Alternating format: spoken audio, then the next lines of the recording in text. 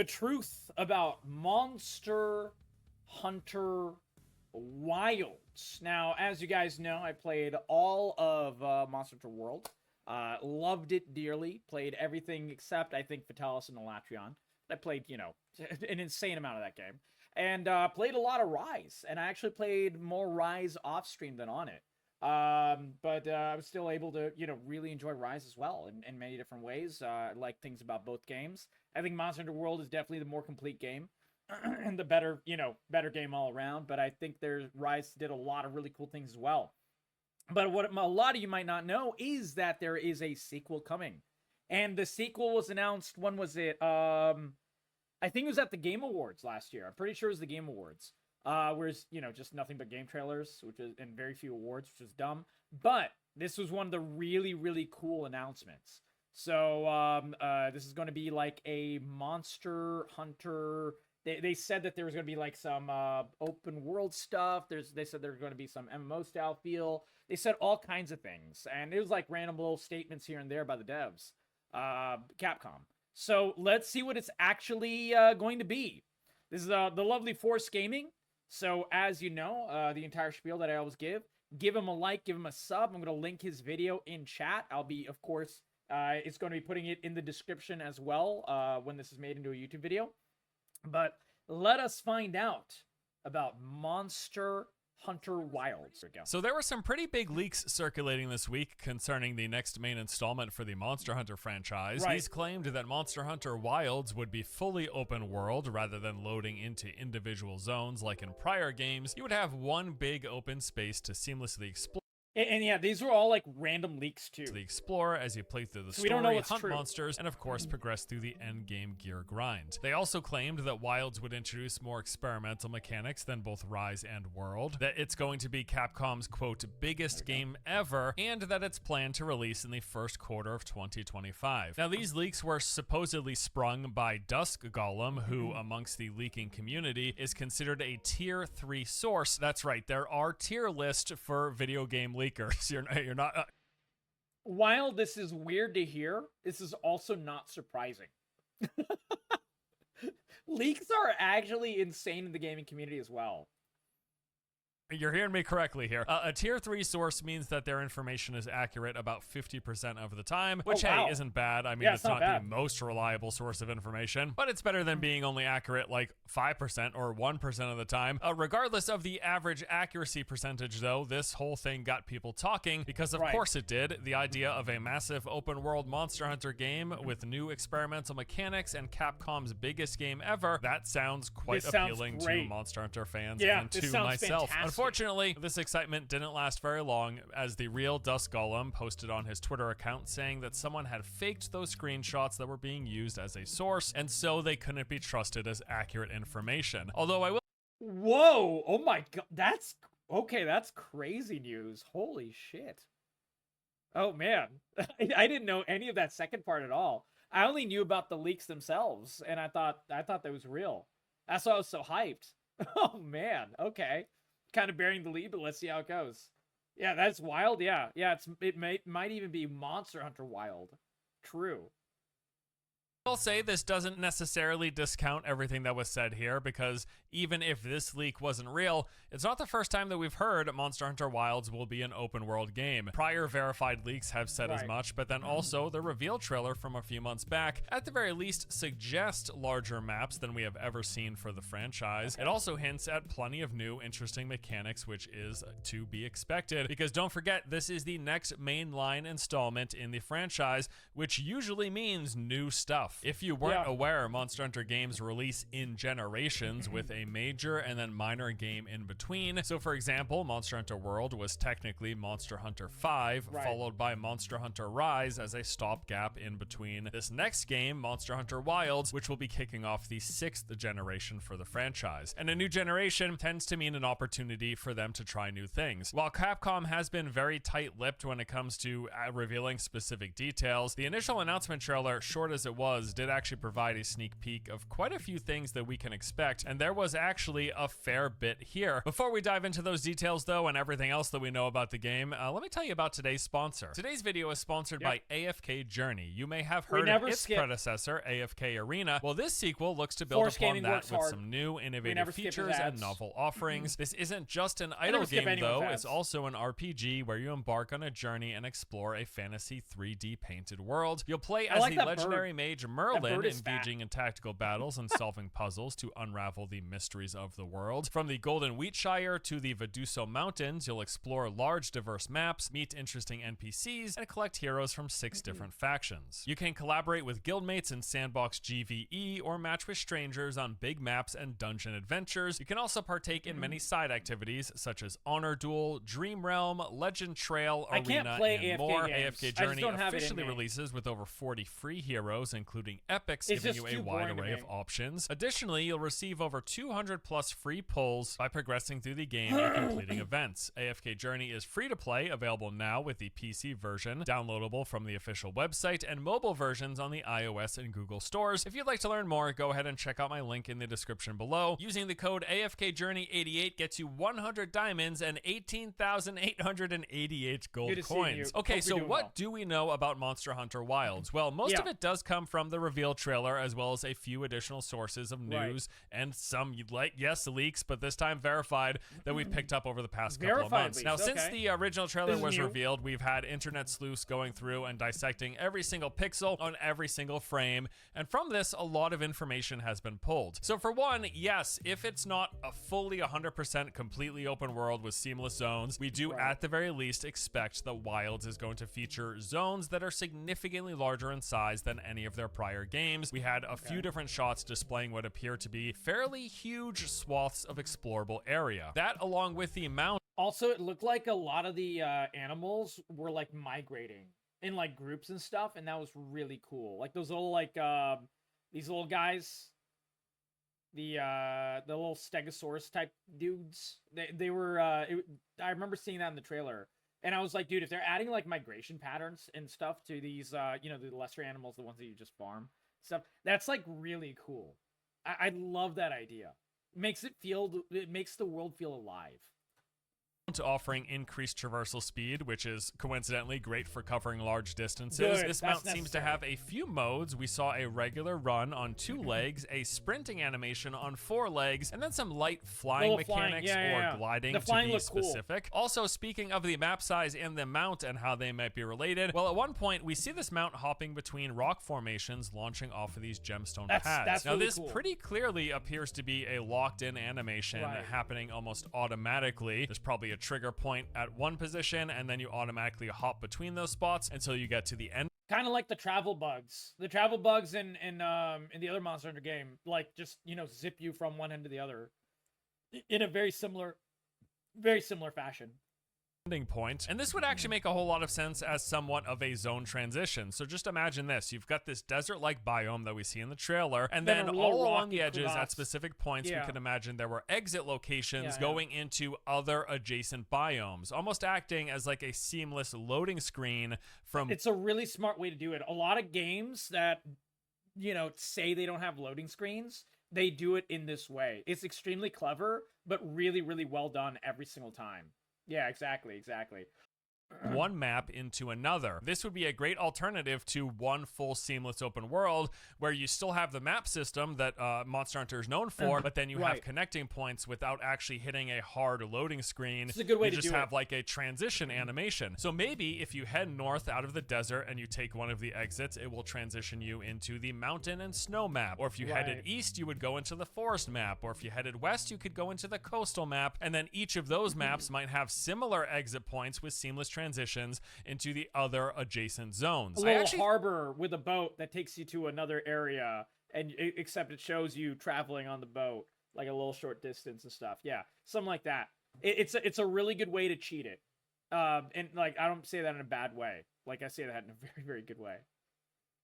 think rather than one big seamless open world, this idea of connected maps with transitions between them seems more likely and much more in line with what I would personally expect from a Monster Hunter game. Some other interesting notes here, specifically on the mount, we see that it looks to be carrying supplies, including what appears to be a fabric tent, which could possibly mean, and people are speculating, we'll be able to set up mobile more camps survival while mechanics, exploring, which again would make sense if the game is as large as theorized. We're out there riding on our mount, and then at either specific locations or just wherever we want, we can maybe set up a camp, and then this would allow us to cook food and get supplies and maybe even possibly swap weapons, because there is the idea of weapon swapping teased in the trailer too. We can see the player in the trailer is quite clearly carrying a greatsword on their back. However, on the side of the mount, we do see what appears to be a light bow gun inside of a holster, hinting at the idea that we might possibly, while out on hunts, be able to swap from one weapon to another thanks to the mount carrying an alternative for us. There will likely be some restrictions here, but it does appear like weapon swapping from one class to another in the middle of a hunt would be something that we will be getting in Wilds, which is a pretty big addition to the franchise. Other things noted from the trailer.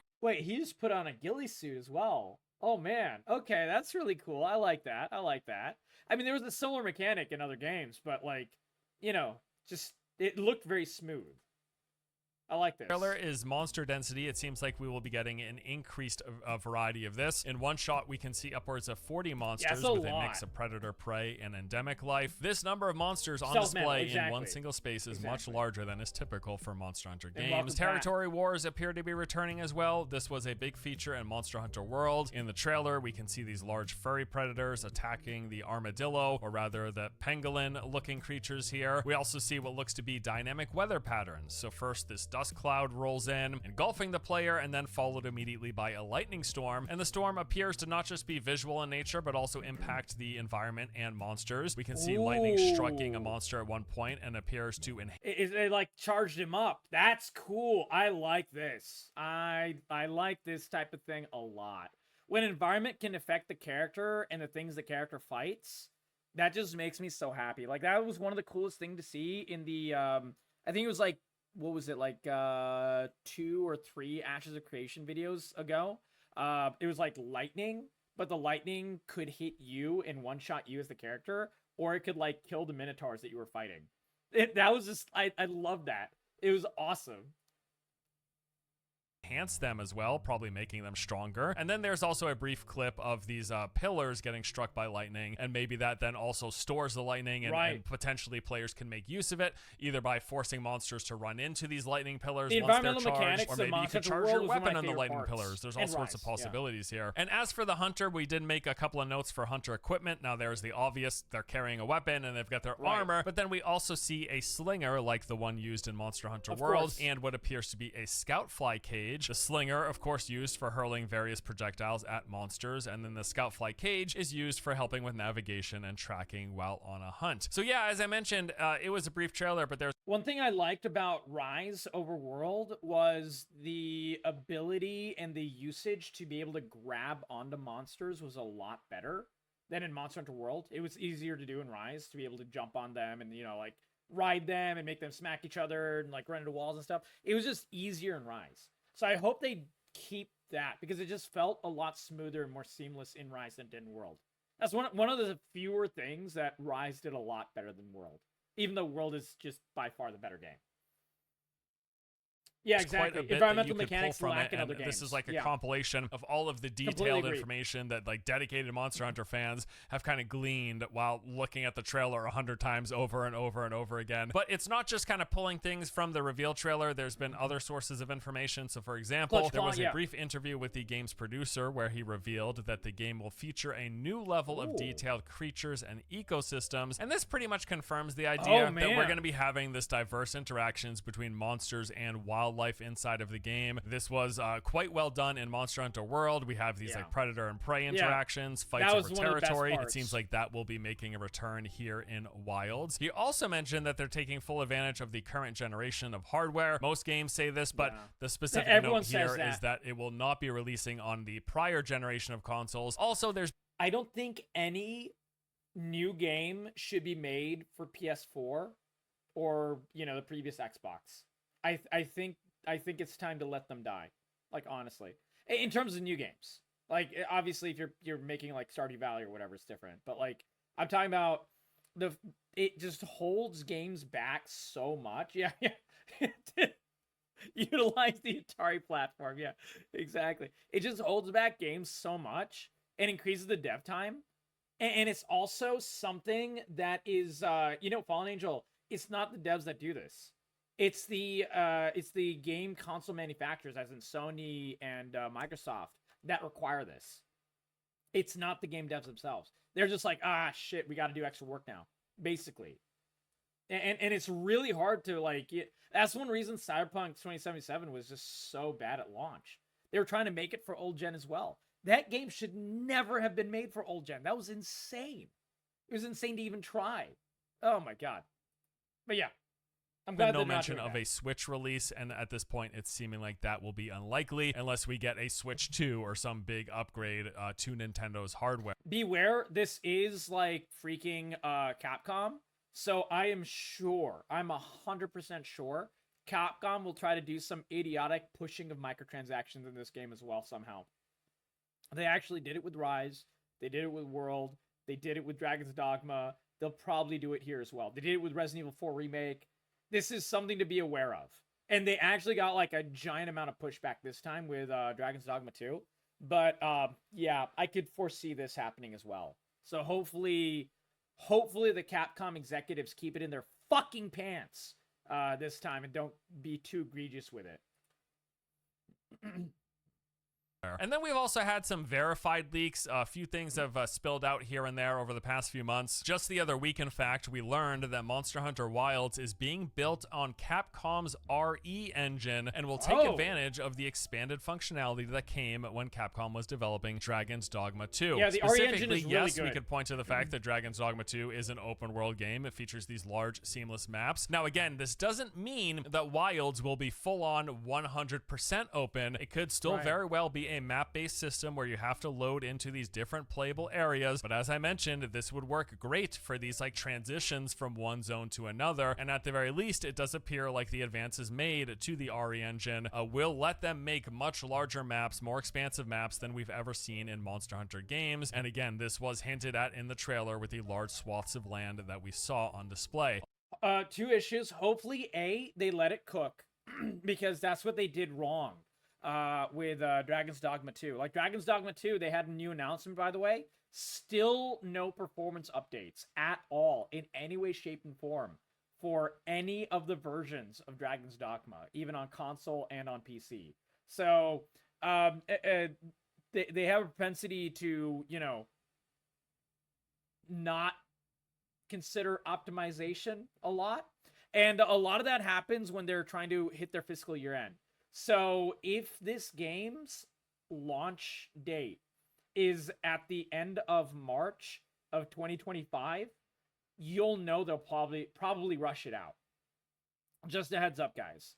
This is something Capcom has done literally just now with Dragon's Dogma 2. If they do it again, it might be a very good idea to not buy this game at launch, because that's one reason Dragon's Dogma 2 is in such a sorry state, even considering how good the game itself is. Oh my god, I really hope that doesn't happen. The other thing I'm worried about is the, what was I going to say? The RE engine. It has optimization issues. So they need to focus on it. They really, really do. I hope they will. I think they will. I think they know that the Monster Hunter community is extremely vocal. I think one of the reasons they tried to do it, rushing out Dragon's Dogma 2, is because the Dragon's Dogma community is nowhere near as big as Resident Evil. Like, Resident Evil's community is gigantic. That's why Resident Evil's launch, besides, adding the weapon upgrades, microtransaction bullshit, besides that, the launch for Resident Evil 4 was really good. Like, it was insanely good. And same with Resident Evil 2 Remake. So, yeah. Hopefully they figure out. I think they know, because they've been making Monster Hunter games for, like a decade and a half, even though I didn't know about them until, World. But hopefully they are careful here, because they cannot mess up Monster Hunter like they messed up the launch of Dragon's Dogma. There's no way. There's no way.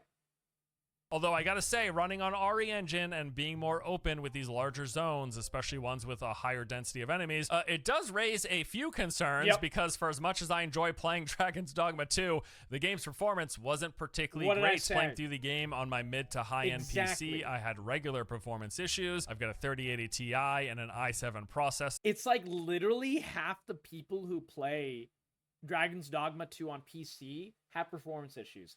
Half. That's an insane number. It's like thousands and thousands and thousands and thousands of people have performance issues. I can barely play Dragon's Dogma. Like, barely. And that's, you know, on the computer that's now broken. But, yeah, I don't know. Like, maybe Dragon's Dogma screwed over my computer. Who knows? Holy smokes. Sir, I've got like 64 gigs of RAM or something, and I was constantly dealing with performance problems. And in the 8 or so hours that I spent playing the game on my PlayStation 5, even locking the game at 30 frames per second wasn't enough to prevent regular frame drops. So yes, RE Engine doesn't exactly have the best starting showcase when it comes to its ability to handle an open world game, games with large maps, especially ones with increased monster density, as seems to be the case here with Monster Hunter Wilds having apparently more density than we've seen in Monster Hunter games in the past. So you combine all of those things, the idea that this is going to be one of the biggest Monster Hunter games with either the biggest world or a completely open world with the increased monster density, running on RE Engine, it leaves me a little bit concerned. But I guess on the plus side, we are at least a full year away. And like I said, I mean, Resident Evil 4 Remake, no issues. Resident Evil 2 Remake, it had some issues, but very few. It still looked gorgeous. Resident Evil 3 Remake, for all of its faults, the graphics were not one of them. And they had, like, bunches of zombies in certain areas. Like, bunches and bunches. That city scene where you're leaving Raccoon City and stuff. Oh my god. There was so much stuff on the screen. So it can handle it, but it just has to be really cooked. They cannot release it undercooked. That's the main issue. I don't know if he's going to say that. I don't think he will. You know, Force Gaming is a very nice guy. And he's extremely understanding for a lot of these game companies. I am not. I will call out bullshit every single time. And they were just rushing it out to hit fiscal year end, which is very disappointing. So that'll be the big issue. If they, like I said, guys, if they try to release Monster Hunter Wilds during, right before March of 2025, that is how you know the game will probably launch with issues. Straight up. From the launch of Monster Hunter Wilds, and hopefully in that time they can make continued improvements to the engine, they can optimize things, and Dragon's Dogma 2 gets better. But then also, if Wilds is in fact running on RE Engine, hopefully that game will be in a better position when it first releases. Something else that we know for sure is going to be in Monster Hunter Wilds is, of course, microtransactions, because yes, hot off the back of Dragon's Dogma 2 is the discussion of Capcom releasing games with day one microtransactions. This has been the case for a while now, for better or worse, and it doesn't seem like it's changing anytime soon. I don't even know why I would say for better. It's just for worse. It's just for worse. The fact that they're launching all of their games with microtransactions, as like worthless, as unimportant, as unimpactful as they might be, they don't make the games better, that is for sure. So yes, just like Monster Hunter World, just like Monster Hunter Rise, just like plenty of other Capcom games in recent memory, you should expect day one paid for content in Monster Hunter Wilds as well. I gotta say though, I am hopeful, really hopeful for this game. The microtransaction conversation aside, you know, Monster Hunter World was really successful. In fact, it was the most successful game in Capcom history. It sold over 25 million copies since it released in 2018. The game remains insanely popular, averaging a peak daily concurrent count of nearly 100,000 players on Steam alone. And Steam is not the only platform that people are playing Monster Hunter World on. It's really impressive. In fact, the most recent Monster Hunter game, Rise, which released a couple years ago in 2022, that doesn't come even close to the numbers that Monster Hunter World reached. The point of this being, with how successful World was, and with it being such a big deal for Capcom There's a lot as of the fifth major installment in Monster Hunter, the pressure is on for Wilds to deliver, as this is their sixth next major entry in the franchise. So yeah, I do expect them to take some big swings. I expect them to try some new things, but I also expect them to have it feel similar enough so that all of the new fans that World picked up are gonna be comfortable with the game. So yes, like I do expect like the open world nature, or at least the large open maps with potentially those those interconnected, seamless transitions between zones. I do expect things like the fact that we've got the scout flies, like a lot of the mechanics and stuff, the things that people got familiar with World, I do expect them to be carried over at least in spirit with this game, but just at a larger and bigger scale, and that is exciting for me. A little bit concerned if it is in fact running on RE Engine about performance. That's actually learning that's probably one of my biggest worries about the game right now, because we do actually know so little. There's been so few actually confirmed details, just what we can pull and glean. I think he's focused on the wrong part. Like, love Force Gaming, but he should be more worried about the fact that the Capcom execs have so much power to turn a good game into shit. Or not, you know, not completely, but like aspects of a good game into shit and lower down the quality of the entire process. That's the big issue. And honestly, Capcom has gotten more and more worse at this over the years. That's the big issue. And hypothesize from looking at the trailer. But yeah, if it's actually running on RE Engine and it is going to be bigger and the monster density is going to be higher, we'll see. You know, Dragon's Dogma 2 wasn't the best showcase of that engine's ability to handle big, open, highly densely populated zones. So yeah, that's a bit of a concern. But as I said, we got a year, so hopefully that they can make it better, they can improve optimization and all that stuff, and we can get a better showcase of Here's another downside. When did Dragon's Dogma 2 come out, guys? What exact day? Because let's measure this. Let's do this scientifically. Dragon's Dogma 2 release. March 21st, 2024. An exact month. Yeah, exactly, Pat. An exact month. So, that means in an entire month, we've had no performance updates for Dragon's Dogshit 2. That's brutal, man. That does not set me at ease. That part itself, that means the game was really undercooked. So yeah, we'll see, man. That's the biggest issue. RE Engine can handle a game of that scale. For now, though, we wait. We did learn during the initial announcement that they plan to reveal more details about Monster Hunter Wilds in the coming months, specifically sometime this summer. And as of now, the game is still scheduled to release in 2025. Whether or not those leaks will be true at all, and if it comes in the first quarter or not, we have no clue. But we should be getting further confirmation and more of a targeted release window at some point in the next few months. So let's stay tuned for that. I'll be sure to keep you guys updated because this is one of the games on the horizon that I'm really looking forward to. So there you go. That is it for today's video. Thank you as always for watching. Hope you all enjoyed. Absolutely. See you next time. Give him a like, give him a sub. We love Force Gaming in this channel. He does always good content, and I will definitely, be sure to link his video in the description as well. Yeah, Force Gaming is great, and I agree with him. I'm super hyped for Monster Hunter Wilds. I really, really hope it's good. I will definitely probably day one play it as well, and suffer through it if it's bad. I know that when we get the targeted release window in a few months, that'll set me either at ease or give me a lot more worry. Basically, like I said, if it's scheduled to release anytime in the first quarter, as in to try to hit their fiscal year end, you can be extra worried. If it's set anytime after March, we'll be in much better shape. Straight up, we'll be much better shape. Because that's the only way I'll know that if they're trying to hit the fiscal year end and rush it out or not. And if they're not trying to rush it out, that means they're going to cook it right. Hopefully it's done that way. We'll see how it goes. Holy smokes. I'm excited though, man. I really hope it's good.